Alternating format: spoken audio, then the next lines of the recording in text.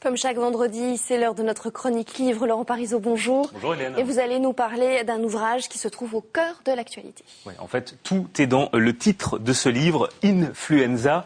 Influenza, c'est tout simplement l'autre nom du virus de la grippe. C'est aussi ce premier roman du Vitellois Éric Marchal. Mêlant aventure et espionnage, l'histoire se déroule pendant la Seconde Guerre mondiale avec une question centrale.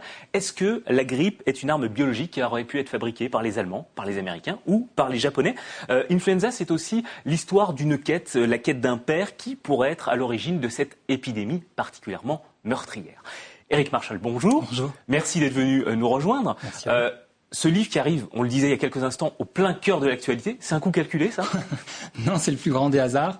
C'est vrai que, en fait, c'est une histoire qui est assez longue puisque ça remonte à peu près 15 ans. En 93, j'étais tombé sur un article dans un magazine historique qui parlait de la grippe espagnole que je connaissais très peu et qui indiquait qu'en fait, la grippe avait fait plus de morts que la guerre elle-même.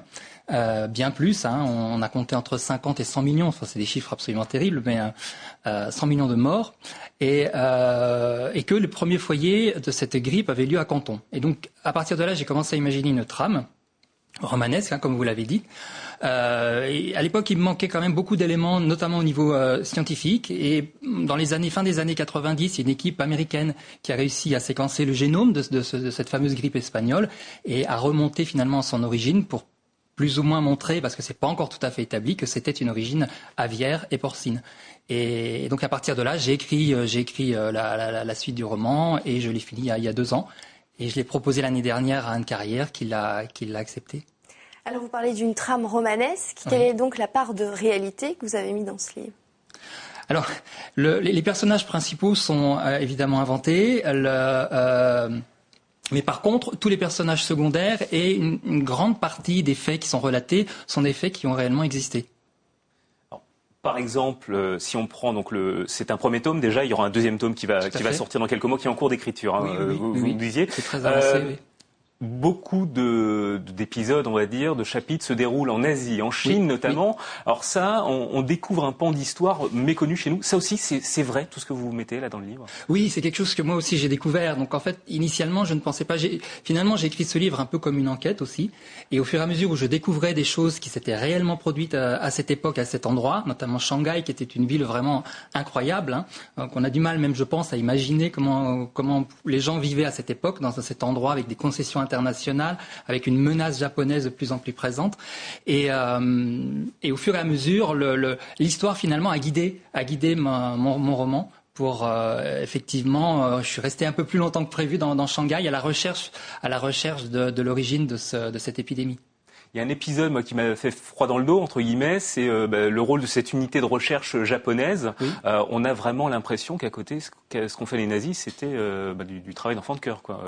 En termes d'expérimentation sur des êtres humains, oui, tout à fait, c'est ce qui s'est passé. Ça a été le programme le plus, vraiment entre guillemets, abouti, c'est-à-dire très méthodique. Et c'était l'œuvre d'un seul homme qui a réussi à convaincre les autorités japonaises et l'empereur. Et ils ont débuté ce programme avant la guerre. Ils étaient persuadés qu'il n'y aurait que la guerre biologique qui leur permettrait d'arriver à leur fin et de gagner cette guerre dont ils savaient déjà qu'elle allait avoir lieu. Et ils ont recruté comme ça des milliers et des milliers de scientifiques qui ont travaillé. Alors évidemment, ils n'ont pas travaillé au Japon parce qu'ils n'avaient pas vraiment le droit et l'autorisation, mais ils ont travaillé principalement en Chine et sur des prisonniers qui étaient des Chinois. Et il y a eu plusieurs milliers, on parle de 10 000 victimes qui ont été victimes de vivisection et d'expériences horribles de ce genre-là. Et c'était des camps, mais gigantesques. Donc l'hypothèse de la grippe comme arme biologique, c'est plausible?